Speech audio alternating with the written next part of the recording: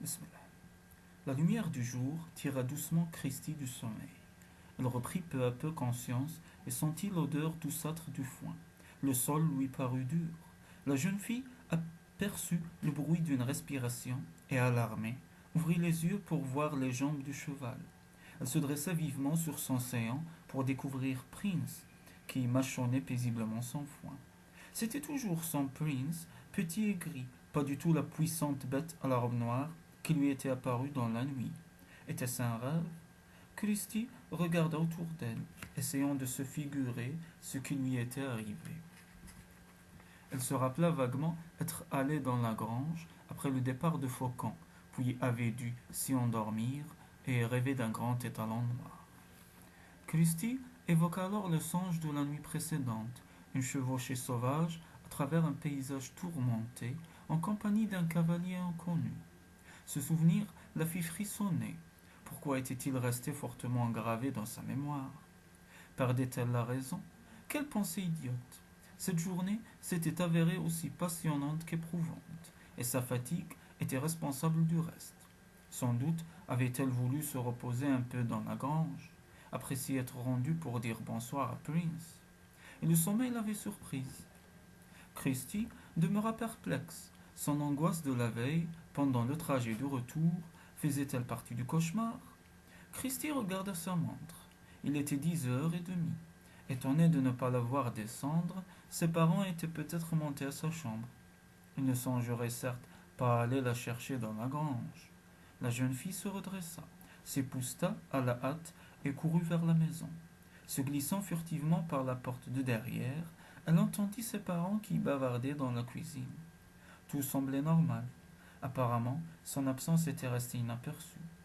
Elle se faufila dans le couloir et monta l'escalier sur la pointe des pieds.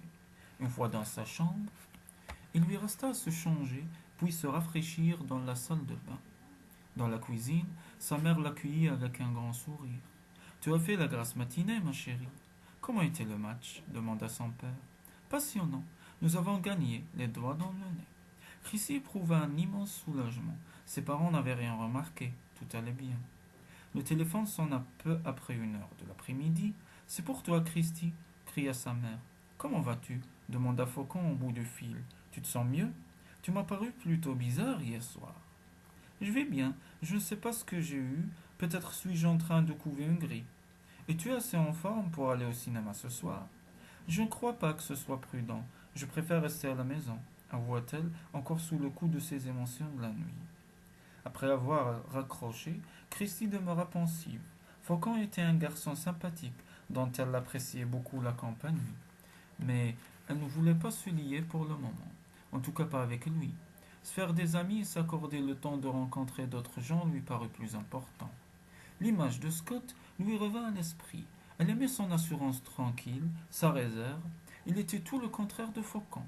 L'un était expansif, turbulent, un peu casse-cou pour son goût, et l'autre gardait sa force cachée. Il ne se vantait pas, mais c'était lui qui avait véritablement mené son équipe à la victoire. Elle revit ses mains musclées et précises au cours de cette séance de dissection, et l'expression paisible et concentrée de son visage, avec sa mèche brune lui barrant le front. Scott m'attire, songea Christie. Il m'attire beaucoup. Il lui faudrait en discuter avec Mary, qui le connaissait bien. Mary saurait peut-être la conseiller. Christie n'avait nullement l'intention de blesser Faucon, mais elle voulait en savoir davantage sur Scott. Peut-être, à son tour, pourrait-elle aider Mary à résoudre son conflit avec Rod. Après tout, n'était-ce pas le rôle des amis? Christie passa l'après-midi à travailler son algèbre et à ranger ses affaires. Il faisait beau et chaud, et elle ouvrit les fenêtres de sa chambre pour laisser entrer le soleil et la brise d'automne. Les heures passèrent, et la jeune fille finit par oublier sa nuit agitée. Mais quand le moment fut venu de s'occuper de Prince, son anxiété revint. Retourner à la grange ne l'excitait guère. C'est ridicule, se gourmanda-t-elle. Il doit y avoir une explication logique à ce qui s'est passé la nuit dernière. J'étais fatiguée, surexcitée à la suite de toutes ces rencontres. Par ailleurs, j'ai peut-être pris froid dans la Jeep découverte. Rien de surnaturel dans tout ceci. Je me suis endormie dans la grange, épuisée par une journée trop bien remplie. Voilà tout. Furieuse contre elle-même, Christie descendit à la cuisine, choisit une pomme dans la corbeille à fruits et sortit par derrière. Prince pâturait paisiblement dans son pré et trotta vers elle. Il s'amusa à tourner autour d'elle, puis s'arrêta dans l'attente d'une caresse. Elle rit de le voir si gai et lui donna la pomme. À son grand soulagement, tout lui parut normal. Le soleil brillait, un écureuil jouait dans un arbre voisin, et Prince était le cheval qu'elle avait toujours connu. Il fallait oublier ce rêve et ne pas le mêler à la réalité. Avec un rire joyeux, Christie flatta l'encolure de Prince. Lorsqu'un moment plus tard, Christie pénétra dans la grange, elle perçut un léger bruit dans le foin. Resté au dehors, Prince fit demi-tour et détala au galop vers le pré. Christie sursauta violemment et entendant un rire moqueur et démoniaque, la gorge nouée, cette fois la jeune fille prit ses jambes à son cou et courut vers la maison. Au cours du dîner, elle s'efforça de paraître calme, discutant tour à tour du match de football et de ses nouveaux amis.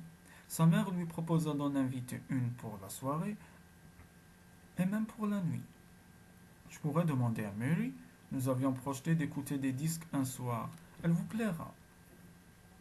Après avoir aidé sa mère à débarrasser la table, Christie appela Mary au téléphone. Allô, Mary, c'est Christie. Il y eut un silence si lent à l'autre bout de la ligne que Christie crut que la communication avait été coupée. Bonsoir, dit enfin Mary d'une voix neutre. Est-ce que ça te dirait de venir chez moi ce soir? Nous pourrions écouter. Non, ce soir je suis prise. Alors demain?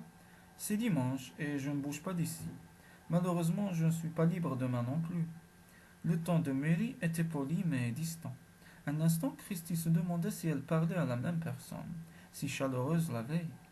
La conversation tomba rapidement. La froideur évidente de Mary ôta à Christie toute velléité de la prolonger. Elle raccrocha lentement, l'air songeur. Mary devait être dans tous ses états pour se montrer aussi glacée. Aucun programme intéressant à la télé. Christie déclara à ses parents qu'elle allait bouquiner dans sa chambre. Après avoir emporté une bouteille de soda, Christie alluma sa lampe de chevet et remonta ses oreillers pour s'y adosser. Une légère brise agitait les rideaux.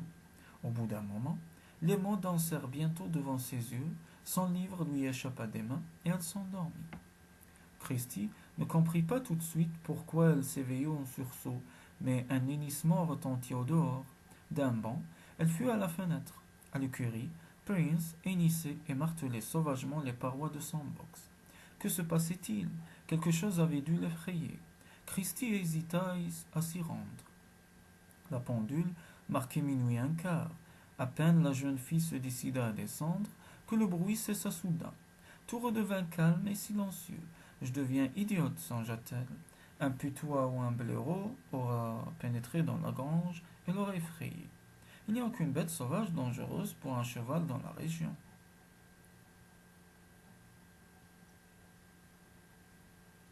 Christie se remit au lit, mais lorsqu'elle retrouva le sommeil, ce fut pour rêver de nouveau d'une chevauchée fantastique derrière ce cavalier inconnu.